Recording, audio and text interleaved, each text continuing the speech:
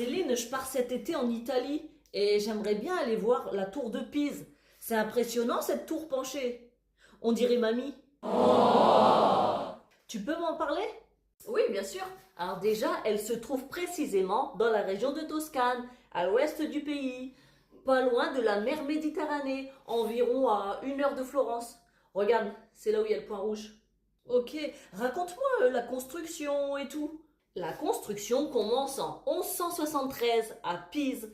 À l'époque, la ville était une grande puissance maritime, donc elle veut impressionner. La tour est en réalité un clocher pour la cathédrale. Elle fait partie d'un ensemble religieux. Ah, ça je savais pas. Le problème arrive très vite. Des problèmes, toujours des problèmes. Dès le 3e étage, la tour commence à pencher. Et pourquoi ça penchait comme ça? Le sol est trop mou, mélange d'argile, de sable et d'eau. Et les fondations sont trop peu profondes. Ah, les guignols! Oui, heureusement qu'on a les études de sol maintenant.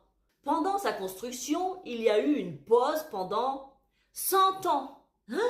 Les travaux ont été arrêtés à cause de la guerre. Et c'est une chance. Ah bon? Pourquoi? Parce que pendant tout ce temps, le sol a eu le temps de se stabiliser. Sans ça, la tour elle serait tombée depuis bien longtemps. Ça aurait peut-être pas été plus mal. Ensuite, ils ont repris les travaux, mais avec une petite astuce. Ah ouais? Quoi? Ils lui ont mis quoi? Une minerve? Une attelle? Ben en fait, quand ils reprennent les travaux, les architectes essayent de compenser l'inclinaison en construisant les étages légèrement de travers dans l'autre sens. Résultat, la tour est un peu courbée, pas seulement penchée, comme mamie. Ensuite, elle est terminée vers 1372. Sa hauteur est environ de 56 mètres et là déjà, elle penche clairement. Et après? Pendant des siècles, la tour continue de s'enfoncer doucement. Et en fait, il y a eu plusieurs tentatives pour la redresser, mais ça n'a jamais vraiment aidé.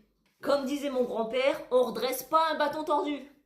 Attends, finalement, entre 1900 et 2001, des ingénieurs réussissent à la stabiliser sans la redresser complètement. Ah oui, chaud. Le détail incroyable, c'est que la tour, elle n'est pas droite, mais elle tient depuis plus de 800 ans. Tu te rends compte?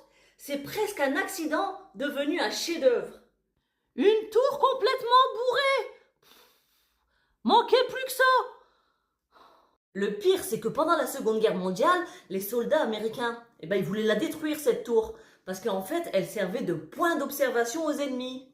Mais, attention, il y a un soldat, il a trouvé la tour tellement belle, il est en admiration devant la tour, qu'en fait, il a refusé carrément de donner l'ordre de tir. Résultat, la tour, elle existe encore grâce à lui.